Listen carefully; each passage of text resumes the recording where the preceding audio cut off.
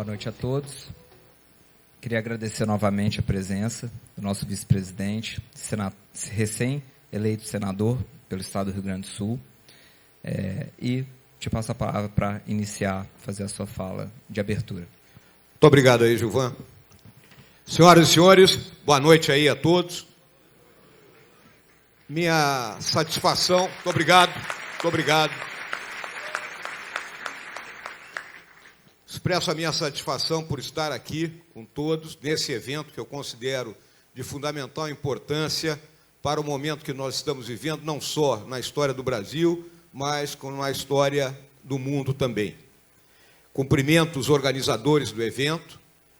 Quando a gente vê a nossa juventude, não é, com ideias que são capazes de construir, com ideias que são aquelas capazes de nos levar a estar efetivamente no século XXI, com ideias que não são aquelas que estão paradas lá atrás, no século XX, e alguns ainda têm a cabeça no século XIX, nós confiamos cada vez mais no futuro do nosso país. Eu acho que ninguém tem dúvida que na nossa trajetória, não é, aqui nesse planeta Terra, vivemos ciclos de ordem e de desordem que se retroalimentam sucessivamente. Julgo, né, minha visão, que nós estamos chegando ao final de um grande ciclo que se inicia no final da Segunda Guerra Mundial. Não é? Aí temos o acordo de Bretton Woods em 1944, logo depois a criação da Organização das Nações Unidas, a Guerra Fria, não é? A dissolução da União Soviética, aquilo que se julgou que naquele momento Francis Fukuyama escreveu um livro dizendo fim da história, não é? Que teríamos a Pax Americana, um mundo unipolar, mas as coisas não funcionam assim. Então, esse ciclo ele vive agora um momento de crise, uma crise que tivemos várias pequenas, né, ao longo dele, se formos olhar. Se a gente olhar na década de 70 do século passado, tivemos os choques do petróleo. Nos anos 80, a crise da dívida dos países emergentes, entre eles o Brasil, o México. Nos anos 90, a crise dos tigres asiáticos. Na primeira década, não é, deste século, tivemos a crise financeira, não é, originada lá nos Estados Unidos. E agora, não é, a grave crise fomentada pela pandemia da Covid-19 e a forma como o mundo reagiu a ela.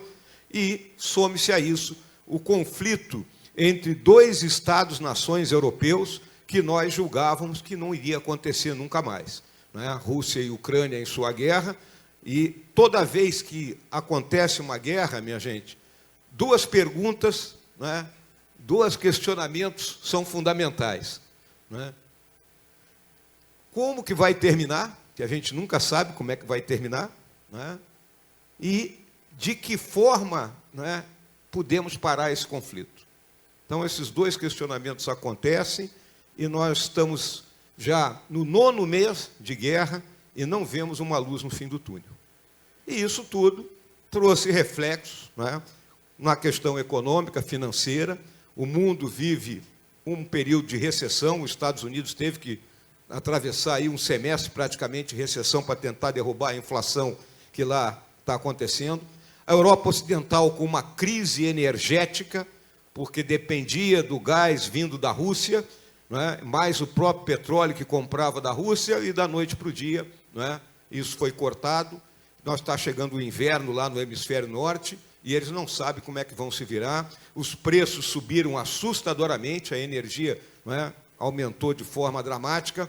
Vemos o caso específico, por exemplo, do Reino Unido, não é? O aumento dos preços da energia, não é, enormes, levou a uma queda de uma primeira-ministra que durou 45 dias, algo inédito na história, não é, do Reino Unido.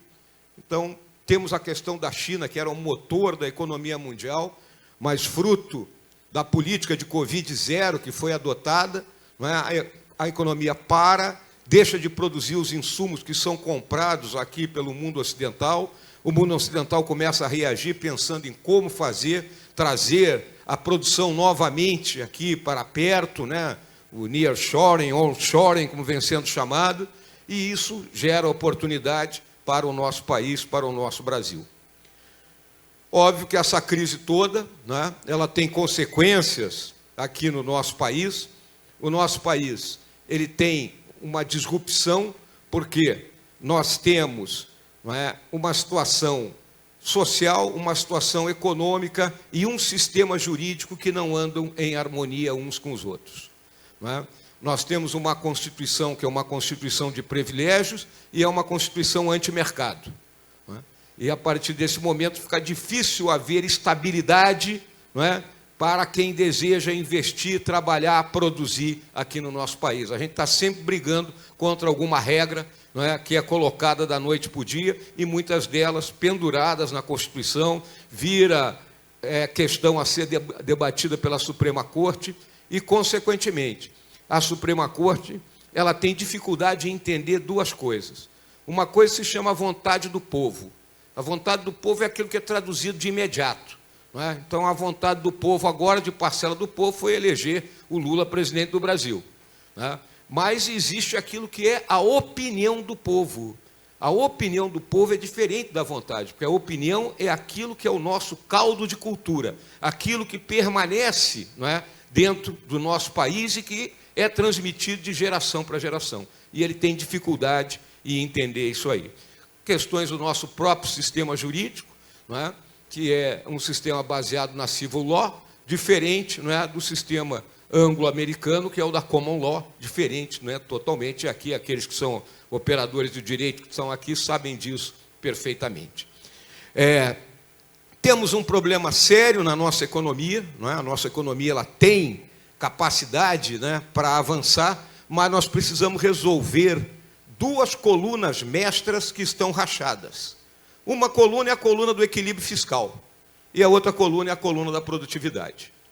O equilíbrio fiscal é fundamental para o quê? Para que o país seja solvente, para que o país tenha crédito, para que o país, né, atraia investidores. E o que é que vem a ser o equilíbrio fiscal? Senhoras e senhores, governo é igual a casa da gente. Não é? Quem gasta mais do que ganha, não é? Primeiro ele entra no cheque especial, depois ele estoura o cartão de crédito, no final ele cai na mão do agiota. O governo é o mesmo. Se ele começa a gastar mais do que arrecada, não é? Ele tem que emitir dívida. E a dívida tem um limite. Não que dívida seja ruim.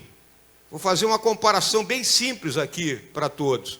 Se eu faço uma dívida para comprar uma casa para minha família, essa é uma dívida boa. Agora, se eu faço uma dívida para passar na Europa, essa é uma dívida ruim. Então, o governo também tem que entender isso. Se o governo faz dívida para construir uma estrada, construir um aeroporto, construir uma ferrovia, ou seja, para investir na infraestrutura do país, beleza. Agora, se ele faz dívida para pagar salário de funcionário, aí é horrível. Aí não temos futuro. Então, o que acontece hoje? O nosso orçamento, né, o orçamento do Brasil, 93% dele está carimbado com despesas obrigatórias. Sobram apenas 7% para aquilo que são chamadas as despesas discricionárias, ou seja, o dia a dia do governo, né, e investimentos. Portanto, é uma situação complicada.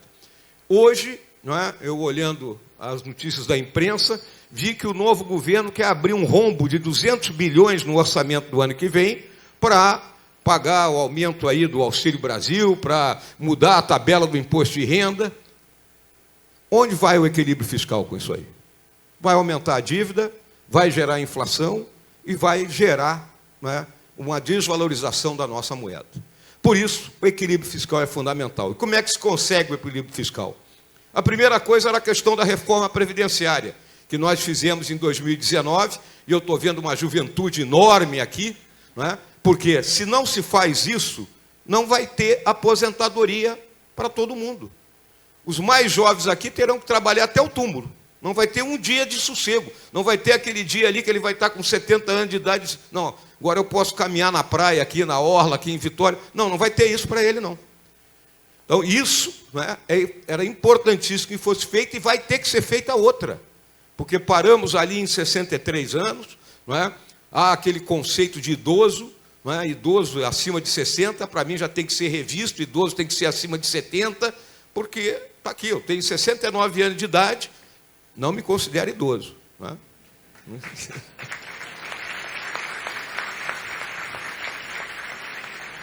Outra questão, privatização. O governo tem que se desfazer de ativos, né? Todo o trabalho que foi feito pelo nosso governo, fomos cuidadosos em escolher os gestores das empresas públicas. Mas hoje são mais de 400 empresas que ou o governo tem controle direto ou indireto ou algum tipo de participação. Eu vou ficar apenas em 43 que são controle direto. Dessas 43, 19 dão prejuízo. Ano passado nós tivemos que injetar 24 bilhões de reais do Tesouro para que essas empresas fechassem, não é, o seu orçamento anual. 24 bilhões, senhoras e senhores, poderiam ser utilizados para rodovia, para ferrovia, né, para muitas outras coisas, para melhoria na área da saúde, para melhoria na educação, etc. e tal. Então, precisamos nos desfazer dessas empresas que não dão lucro e não têm condições de dar lucro. Além das privatizações, é importante desregulamentar, desburocratizar e digitalizar o governo. Ou seja, diminuir o peso administrativo, né? Nós temos que ter um governo que o Brasil seja capaz de pagar, né? Eu não posso ter um governo que a nação não consegue pagar, até porque, lembro, governo não gera dinheiro. Governo toma dinheiro de cada um de nós por meio dos impostos, né? Consequentemente, o que nós conseguimos fazer? Um enorme esforço de digitalização, né? Hoje nós temos quase 4.000 operações digitais. Todo mundo sabe hoje que tem na sua carteira, aí no seu celular, sua carteira de identidade, o seu título de eleitor, o documento do carro, a carteira de motorista. Então não precisa mais andar com uma carteira recheada de documento. Está tudo ali, né? E outras tantas operações, inclusive a própria questão da prova de vida do INSS, tão complicada que é. Mas precisamos fazer mais. A diminuição do Estado, nós não conseguimos passar uma reforma administrativa. Ela continua pendente, não é? Mas fizemos uma informal. Por que eu digo informal? Se ao longo desses 4 anos, X funcionários públicos se aposentaram, nós só contratamos Y, sendo Y menor do que X. Então, diminuímos o custo do governo. O governo do presidente Jair Bolsonaro será o primeiro governo que vai terminar com o gasto público em relação ao produto interno bruto menor. É o primeiro, né, gente? Então, isso é a coluna do equilíbrio fiscal. E a outra coluna, a da produtividade. Nós temos uma produtividade muito baixa. A nossa produtividade é baixa porque nós somos incompetentes, porque nós não gostamos de trabalhar? Não. É porque existe uma mochila cheia de pedra ou aquelas bolas de ferro que o Paulo Guedes falava, não é? Presa na perna de cada um que quer trabalhar, investir e produzir no Brasil. Começa pela questão tributária. Então, nós temos um sistema tributário que é caro e complicado.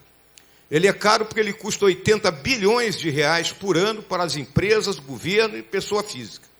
E tem uma evasão / sonegação de 400 bilhões de reais, né? Então, nós precisamos reorganizar esse sistema, diminuir as alíquotas, que com isso nós vamos diminuir a sonegação, vamos baratear o custo do sistema e, consequentemente, né, aumentar a nossa produtividade. A nossa produtividade também depende de infraestrutura. Nós temos carência de infraestrutura. Grande parte da nossa infraestrutura ainda vem do período dos governos do presidente militar, que a Thalita chamou aqui de ditadura, né? Tá bem, vamos ficar empate nisso aí, né? Okay? Mas a grande parte da infraestrutura vem desse período, né? E nós precisamos aumentar a nossa infraestrutura, a questão de energia, linha de transmissão, não é? Rodovia, ferrovia. Da onde tirar recursos para isso? Bom, concessões. Temos um programa de parceria pública de investimentos, não é? Que captou aí em torno de 250 bilhões de reais de investimento privado para os próximos 4, 5 anos. Mas não é suficiente. Da onde podemos tirar esse recurso? Ora, senhoras e senhores, eu tenho uma ideia, que é uma das coisas que eu quero discutir dentro do Senado. Hoje nós temos, não é, isenção fiscal da ordem de 340 bilhões de reais por ano aqui no Brasil. Ora, se eu deixo de cobrar imposto de um setor, esse setor tem que me dar retorno. Obrigado. Esse setor tem que me dar retorno. Ou ele me dá um retorno social, porque ele emprega muita gente, ele gera emprego e renda, ou ele me dá um retorno em termos de tecnologia, de inovação, de investimento. Se ele não está dando retorno, vamos analisar isso e vamos caçar essa isenção fiscal. Eu tenho certeza de que 40 bilhões, 50 bilhões por ano a gente consegue recuperar. E isso seria única e exclusivamente para investimento em infraestrutura. É uma briga, mas essa é uma briga que eu quero comprar. Além disso, né, questão tributária, a questão, né, da infraestrutura, né, ainda é importante para a produtividade, educação. Nós temos um gap educacional aqui no nosso país, né? Muito se discute educação, mas não se coloca a mão na massa com vontade. Nós temos uma chance agora, por quê? Nós estamos na inversão da curva demográfica. Né? Menos gente está ingressando na escola, estou falando aqui da escola pública. Para que tenha uma ideia, em 2005 foram 30 milhões de crianças e adolescentes que ingressaram na escola pública. Em 2020 foram 22 milhões. As famílias estão ficando menores, nasce menos gente, consequentemente é a hora da gente melhorar a gestão do recurso. Não é hora de investir em cimento e tijolo, é hora de avançar na escola de tempo integral, com a escola de tempo integral melhorar a remuneração dos professores e, consequentemente, nós temos gente mais bem formada. Eu sei que tem uma porção aqui que são investidores, que são empresários. Todo lugar que eu vou, a queixa é constante. Tenho emprego e não tenho mão de obra qualificada para suprir as vagas que eu tenho aqui. Então, é outra parte que nós temos que fazer para melhorar a produtividade no nosso país. Isso era, em linhas gerais, o que eu gostaria de tocar aqui para as senhoras e senhores. Não vou me aprofundar na questão política, né? Depois sairão algumas perguntas aí do Gilvan nessa parte. E quero também deixar claro para todos que nós somos um país ocidental. Um país ocidental com as suas peculiaridades e deficiências, que tem que entender seu posicionamento no mundo, no conflito básico que existe hoje no mundo entre Estados Unidos e China, onde nós temos que agir com pragmatismo e flexibilidade, entendendo que, sermos um país da civilização ocidental, temos uma conexão muito grande com os Estados Unidos da América, mas o nosso principal cliente hoje é a China. E nós temos que compreender isso aí e saber, não é, deslizar, manobrar nesse conflito que está ocorrendo, que a gente também não sabe como é que vai terminar isso. E, por sermos um país ocidental, temos que nos basear naquilo que são os pilares da nossa civilização. O primeiro desses pilares é o Pacto de Gerações, muito bem representado em termos atuais pela questão da sustentabilidade. Nós estamos às vésperas da COP27, não é? E a sustentabilidade é o tema do século XXI. Por quê? Porque nós temos que preservar a vida nesse planeta para as próximas gerações. Não podemos exaurir o planeta e deixar uma terra arrasada, não só para a juventude que está aqui, mas para aqueles que ainda vão nascer. Sempre lembrando que a sociedade é um contrato. É um contrato entre aqueles que já faleceram, nós que estamos vivendo, e aqueles que ainda vão nascer. Então, pacto de gerações. A democracia. A democracia é entendida dentro do conceito socrático de isonomia, ou seja, igualdade efetiva para todos em todo tipo de decisão. O capitalismo. Fora do modo capitalista de produção, não há futuro. Né? O que há é retrocesso. Todos os países que fugiram do capitalismo entraram no retrocesso, colocaram a sua população em fome, numa situação difícil, e depois tiveram que mudar, né, de tática. Além disso, o Estado de Direito. O Estado de Direito é entendido como uma lei valendo para todos. Não pode ter um mais igual que o outro. Está subentendido no conceito de democracia como isonomia. E sociedade civil forte, cobrando dos seus representantes eleitos. Então, aqui está uma parcela significativa da sociedade civil que tem que cobrar. Cobrar do seu governador, do seu deputado federal, estadual, do seu senador. Eu sou francamente favorável que a gente consiga, numa reforma política, colocar aqui no nosso país o mesmo tipo de instituto que tem nos Estados Unidos, que é o recall.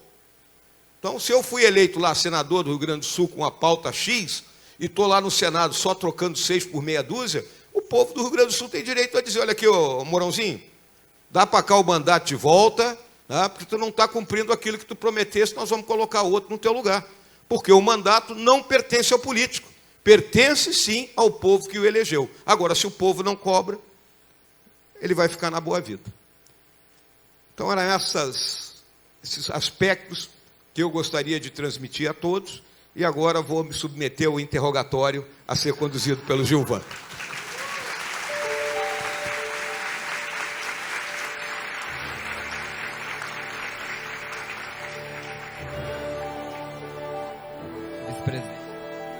Vice-presidente, obrigado pelas palavras. Para a gente começar, eu queria ouvir, o senhor tem uma trajetória de quase 50 anos nas Forças Armadas, uma trajetória de sucesso, e em 2018 passou por um novo jogo, né, uma nova carreira, entrando na chapa para a presidência. Eu queria que você contasse um pouco para a gente como que foi a sua entrada na política, e se tiver alguma história interessante para contar. Muito bem.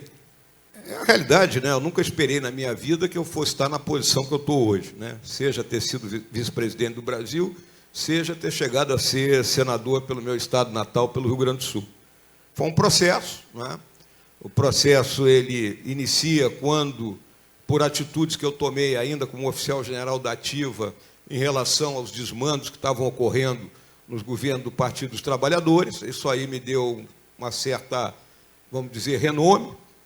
Eu passo para a reserva, né, em fevereiro de 2018, com 46 anos de serviço dentro do Exército, e o presidente Bolsonaro diz que eu tenho que ficar em condições de, né, trabalhar junto com ele. Eu me filio a um partido político, mas sem pensar no que ia acontecer mais à frente. O presidente busca vários companheiros de chapa, né, naquele ano, entre eles o general Heleno, depois o Magno Malta, depois a Janaína Pascoal, depois até que foi palestrante aqui, o Luiz Felipe Bragança, e no último segundo, né, aos 44h30, né, na madrugada do dia 5 de agosto, que era o de 2018, que era o último dia para constituir a chapa, eu estava lá em Porto Alegre para um evento, né? Aliás, tinha ido para um churrasco à noite, tinha chegado tarde, estava meio balhado mesmo, né? E aí ele me ligou às 5h30 da manhã, dizendo, vem para São Paulo que vai ser tu. Então, assim nasceu a parceria. Ele ligou na hora que ficou fácil para você aceitar, né? Foi difícil acordar, viu?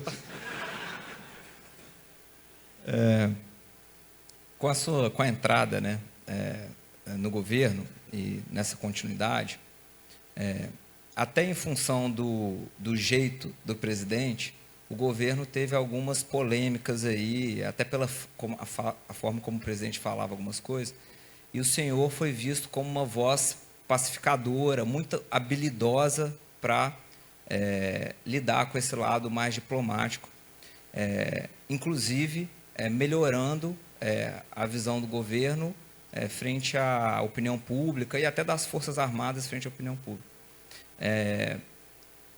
Como é que foi? Você tinha algum papel, já aproveitando esse seu perfil, né, já mediador e habilidoso nesse sentido, você teve algum papel nos bastidores de pacificar a relação entre poderes, legislativo, judiciário? Como que foi seu relacionamento institucional nesse sentido? Bom, em primeiro lugar, é importante, né, que todos que estão aqui compreendam que o nosso arcabouço constitucional ele não reserva praticamente tarefa nenhuma para o vice-presidente, né? Se a gente olhar lá na Constituição, o único artigozinho que diz lá é o vice-presidente está aí para substituir eventualmente o presidente e ficar em condições de receber missões atribuídas pelo presidente da República. Ou seja, extremamente vago. É diferente, por exemplo, dos Estados Unidos, dos nossos vizinhos aqui, da Argentina, do Uruguai, onde o vice-presidente é também o presidente do Senado. Então, ele tem um papel político importantíssimo, né? E aqui isso não acontece. Então, a partir desse momento, né, e a Constituição também diz que o poder executivo é exercido pelo presidente e seus ministros. O vice-presidente não tem tarefa nisso aí. Então, nós fomos buscar qual era o espaço, né, que eu tinha. Então, houve muita coisa na área internacional, por presidir a Comissão Sino Brasileira de Alto Nível, a Comissão de Alto Nível com a Rússia, mecanismo de entendimento com a Nigéria, tarefas que o presidente me deu, teve a questão do Conselho Nacional da Amazônia, mas muita coisa foi tentar manter, né, um diálogo com parcela da grande mídia, no sentido da gente furar a bolha informacional, né, que nós ficamos submetidos, né, nesse período todo, sem jamais conseguir mostrar tudo aquilo de positivo que o governo vinha fazendo, face, vamos dizer assim, a oposição severa que a gente recebeu desse segmento. Então, esse foi o papel que eu busquei desempenhar, né? Sempre deixando muito claro que eu e o presidente concordamos plenamente no atacado, agora temos divergências no varejo pelo estilo de cada um, né? Cada um é cada um, né? Cada um tem o seu estilo. Então... Perfeito, obrigado. Agora, recém-eleito, o senhor está caminhando para um novo papel, né? Entrando no parlamento, antes até de falar da sua atuação em si, indo para um tema que hoje pela manhã estava no noticiário, nos últimos anos o ex-presidente Temer e algumas pessoas como o ex-ministro Jobim, Nelson Jobim, têm invocado a ideia do parlamentarismo no Brasil, ou semipresidencialismo, como estão falando. O que o senhor acha disso? Olha, toda vez que a gente enfrenta crises políticas, né, vem essa história do parlamentarismo. O Brasil teve uma experiência parlamentarista na década de 60, né, e depois ocorreu um plebiscito, né, isso foi em 63, eu era menino, tinha 10 anos de idade, mas lembro das propagandas da época, era o vote não, né, o parlamentarismo, e se retornou ao sistema presidencialista. Tivemos 2 primeiros ministros, que foi o Santiago Dantas e o Tancredo Neves, né, foram 2 primeiros ministros naquela época. Depois, né, fruto ali da Constituição de 88, houve também uma nova tentativa e, novamente, o povo foi contra um sistema parlamentarista. Hoje está se tentando fazer isso sem olhar qual é, vamos olhar aqui agora, a opinião do povo, não é a vontade. Pode até haver uma vontade transitória, mas qual é a característica da nossa república? É uma república presidencialista. A dificuldade do nosso presidencialismo, que todo mundo qualifica de presidencialismo de coalizão, é a grande quantidade de partidos políticos que, paulatinamente, pelas medidas que foram tomadas, estão sendo enxugados. É só olhar os partidos que não venceram a cláusula de barreira agora nessa eleição, não é? Tiveram que criar uma federação, alguns deles. Não é? Então, a associação da cláusula de barreira com a proibição de coligação na eleição proporcional está fortalecendo os partidos. Então, eu acredito que hoje, não é, 7, 8 partidos é que irão dominar, não é, o Congresso. E, consequentemente, vai ficar mais tranquilo para o presidente da República fazer uma composição. Então, eu não sou favorável, não é, a um regime parlamentarista. E acho que, para que ele ocorra, terá que haver uma consulta popular. Perfeito. Entrando nesse novo Congresso, que, inclusive no Senado, onde o senhor está agora, tivemos menos de 40% dos que tentaram a reeleição logrando êxito, né? É uma casa razoavelmente nova. Se a gente pegar a eleição de 2018, também teve esse índice de renovação. O senhor já conversou com os novos senadores, os colegas até do governo que foram eleitos? Como é que está esse momento inicial de planejamento de entrada aí no Senado? O que ocorre é que, como nós estávamos empenhados no segundo turno, né, então eu trabalhei aí pela eleição do presidente, né, fui ao Amazonas, fui ao Nordeste, e, obviamente, lá no Rio Grande do Sul, né, mas mantivemos contato já, né, eu, Marcos Pontes, o Sérgio Moro, a Damares, né, que são aquelas pessoas, o Jorge Seife, que viemos de dentro do governo Bolsonaro, né, sentimos que vamos ter uma coesão maior em termos das ideias que nós acreditamos, pelo grupo que já havia e permaneceu dentro do Senado, e mais com a nossa chegada. Agora, a tarefa política é construir maioria, né? Essa é a nossa tarefa política nesse momento. Esse governo que está se encerrando, conseguiu ser um governo muito reformista, né? Tivemos várias reformas significativas que o Brasil ainda vai colher frutos durante algum tempo. Você acha que nesse Congresso teremos espaço para boas reformas? Olha, justiça seja feita, a legislatura que está se encerrando foi a que mais aprovou mudanças, né, em termos daquilo que nós consideramos as propostas para uma verdadeira economia de mercado, para uma economia uma economia liberal realmente aqui no Brasil. Mas nós temos muitas travas ainda dentro do nosso país, porque nós temos exatamente o choque entre duas visões de mundo. Uma visão de mundo que acha que o Estado pode tudo, e o Estado não pode tudo, e a outra visão de mundo que entende que você tem que dar asas e rédeas e que o Estado tem que ser apenas um indutor do crescimento. Então, eu acho que essa visão ela preponderou na eleição para o Congresso, né? Inclusive para as próprias Assembleias Legislativas estaduais, né? Então, tenho um bom pressentimento de que nós temos duas grandes tarefas, que é avançar a reforma tributária e a reforma administrativa. Essas são as duas grandes tarefas dessa legislatura. Perfeito, obrigado. A gente está caminhando para o final. Eu acho que dá tempo de uma última pergunta.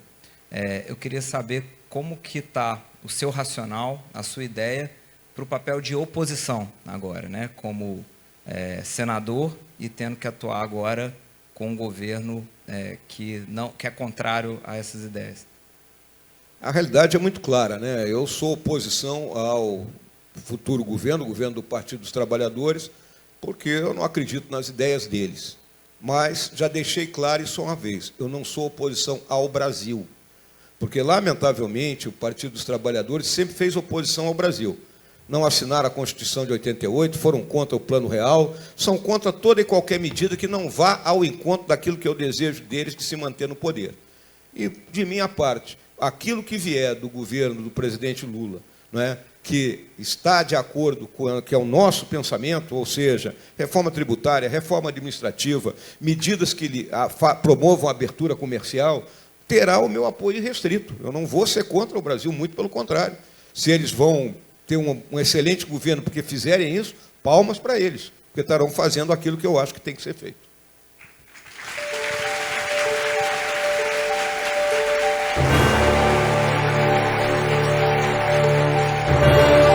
Obrigado por esse debate, uma salva de palmas. Com a salva de palmas, finalizamos. Muito obrigado, vice-presidente. Muito obrigado, hein? Muito obrigado, minha gente. Obrigado.